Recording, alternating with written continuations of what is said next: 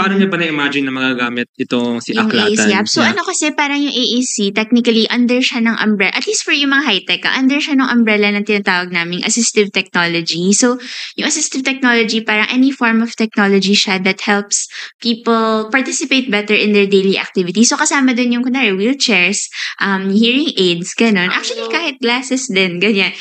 So, lahat ng nag-a-assist sa ating mga basic functions in a way. So, speaking is one of those functions, ganun. Kung hirap sa pagsasalita mismo, para siyang aid, ganun. Kagaya ng how a hearing aid aids in hearing, Speech ganun. aid. Parang speech aid, basically. Actually, yun yung pangalan ng AAC nung unang panahon ng mga 60s, 70s. Yung iba tawag sa kanya speech aid, communication aid, ganun pa siya noon, ganun. Hanggang sa naglumawak na kasi yung scope niya, kaya ngayon, ano na siya, augmentative and alternative. Kasi parang, pwede siyang maging kapalit, alternative, kung talagang wala talaga ng natitirang speech ability